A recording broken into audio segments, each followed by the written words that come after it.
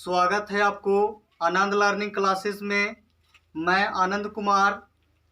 देखिएगा, इसके पहले यूनिट एंड डायमेंशन के वीडियो डाल चुके हैं, उसमें आधा ही किए थे, पार्ट 1 था। तो पार्ट 2 ई है, उसको मैं बताए थे सदिश अदिश के बारे में बताए थे, कुछ मात्रक बताए थे, मूल मात्रक और व्युत्पन्न मात्रक। तो देखिएगा, इसके बाद जो है मूल मात्रक 7 प्रकार के होते हैं और 2 गो इसको में पूरक होते हैं।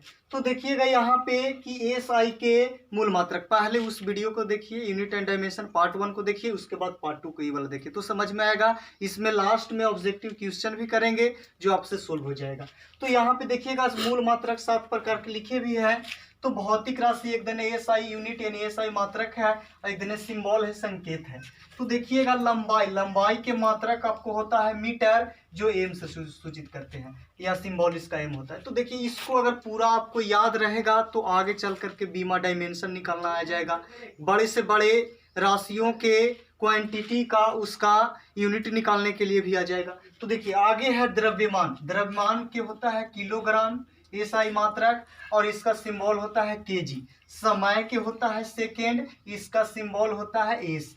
ताप यानी टेम्परेचर का होता है केल्विन, के से होता है। विद्युत धारा इलेक्ट्रिक करंट एम्पियर होता है, इसका बड़ा ए से सिंबल होता है इसका। ज्योति तीव्रता कैंडेला होता है, सीडी इसका होता है सिंबल। पदार्थ की मात्रा, इसका एसआई यूनिट होता है मोल और सिंबल होता है मोल। और 2 होते हैं एसआई के सहायक यानी कि पूरक वाला। तो समतल प्लेन एंगल समतल कोण के रेडियन होता है मात्रक, और आरएडी से इसका सिंबल होता है। अगर ठोस कोण, इसका एक नाम और है धन कोण।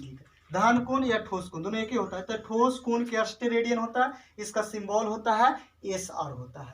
तो इसको पूरा याद रखेंगे। अब इससे जो रिलेटेड वीडियो जो डालेंगे तो जो उसको में बहुत बड़े से बड़े यानी क्वांटिटी का उसका यूनिट निकाल लेंगे, उसका डायमेंशन निकाल लेंगे, तो आपको ये वाला याद रहेगा। तो ये वाला याद रहेगा, आपको पूरा के पूरा गारंटी लेते हैं कि आपको सिखा देंगे।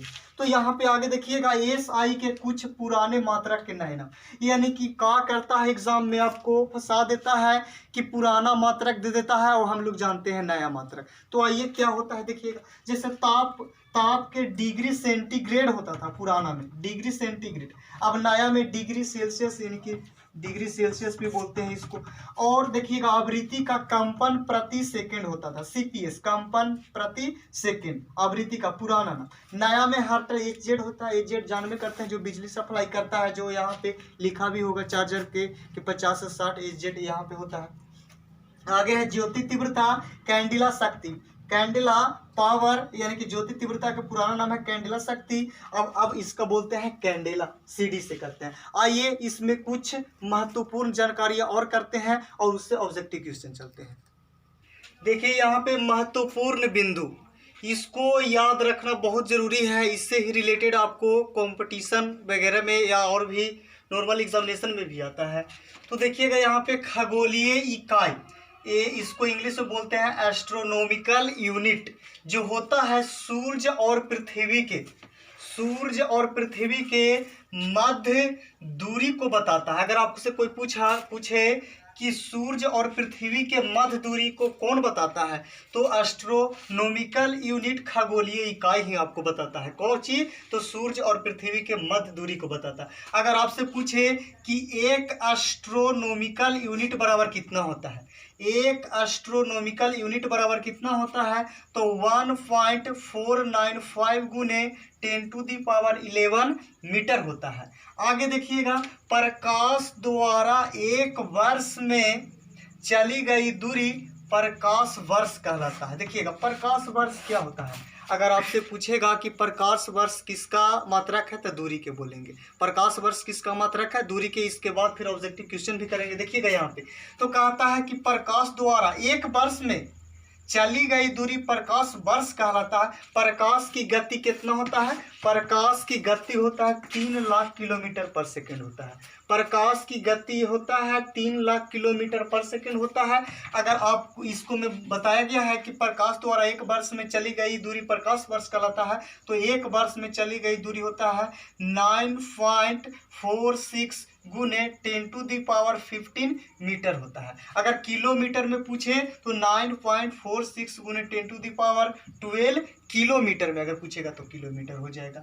अब पार्सेक देखिएगा, इसको भी याद रखिएगा। पार्सेक क्या है? तो दूरी मापने की सबसे बड़ी इकाई है। अगर आपसे पूछेगा कि दूरी की सबसे बड़ी इकाई क्या होता है, तो पार्सेक होता है।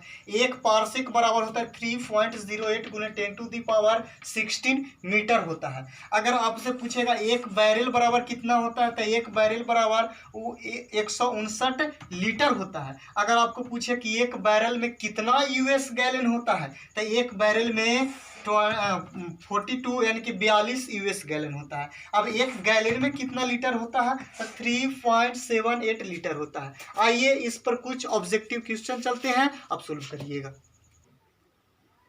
देखिएगा ऑब्जेक्टिव क्वेश्चन, तो ऑब्जेक्टिव क्वेश्चन यहाँ पे देखिएगा। ऑब्जेक्टिव में पहला आपको क्वेश्चन है यहाँ पे कि प्रकाश वर्ष इकाई है। प्रकाश वर्ष किसका इकाई है? तो हम बताए थे प्रकाश वर्ष की आपको कि दूरी की इकाई है। तो ये हो जाएगा ऑप्शन नंबर ए वाला सही हो जाएगा। प्रकाश वर्ष इकाई है किसका? दूरी की हो जाएगा। पार्सेक इकाई है, बताए थे दूरी मापने का सबसे बड़ा होता है इकाई होता है, तो पार्सेक भी हो जाएगा किसका? दूरी की इकाई हो जाएगा।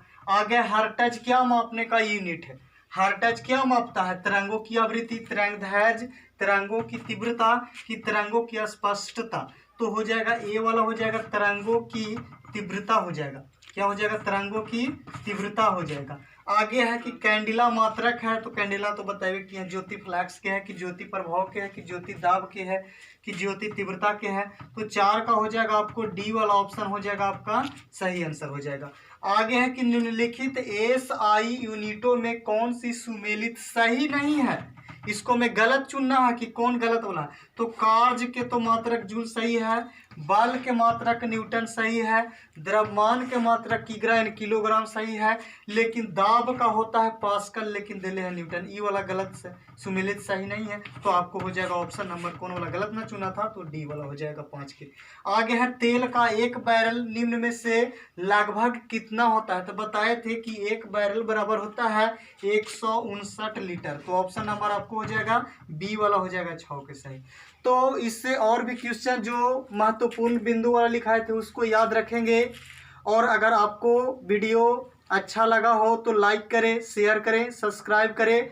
और अगर वीडियो के बारे में अगर कुछ बोलना चाहते हैं तो नीचे कमेंट बॉक्स में आप लिख सकते हैं। शेयर करें। थैंक यू, मिलते हैं अगले वीडियो में।